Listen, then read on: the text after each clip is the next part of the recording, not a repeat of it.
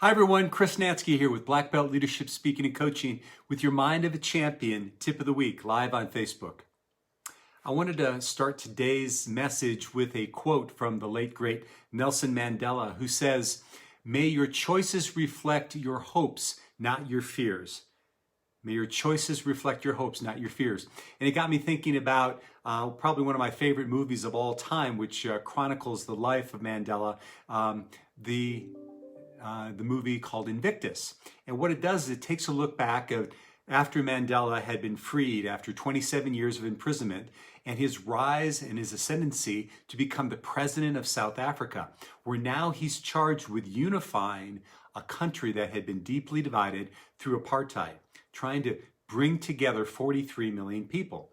Now, the human nature portion of someone that's under that kind of stress and strain, and particularly given his background, might be that he'd want to keep divisiveness happening. He may want to show revenge toward his enemies. But in Mandela's life, and it's reflected in the film, he did just the opposite. What he did is he actually went to unify. He went to forgive because he knew the only way for his country to move forward would be for him to put all those things aside and to really look for the best in people and be driven by his open-heartedness versus his fears. And it got me thinking, how many times in my own life and how many times in your life are we driven by our fears? How many times are we making choices that reflect our fears versus our hopes? And when I'm speaking, I often talk about a study that I heard about years ago by a man named Dr. Robert Leahy from UCLA. And what he did is he created this study called The Worry Cure. And he has a book by the same name. And the study kind of goes like this. He brought this group of people together and he said, what I want you to do is I want you to write down all the things you're worried about happening in the upcoming 30 days. So make a detailed list of all the things you're worried about occurring in your life for the next month. And then after they completed that detailed list, he said, great, now here's what I want you to do. I want you to leave and go live your life. Don't do anything, life-changing if you can help it during this time. Just live your normal life and come back in about 32, 33 days and tell us what happened. Well, when they came back, here's what they found.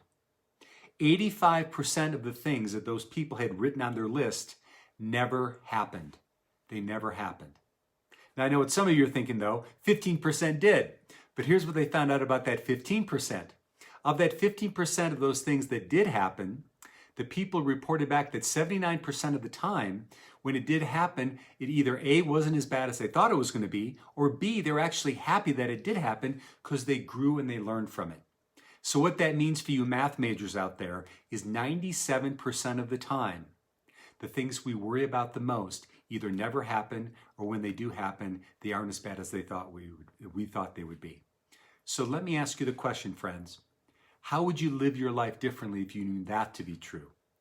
What conversations would you have? What risks would you take? What action would you go upon making? So anyway, think about this. So how are we able to move forward and make sure that our actions reflect our hopes and not our fears? Well, I've got 3 things to leave with you today and things that I know I can continuously work on as well.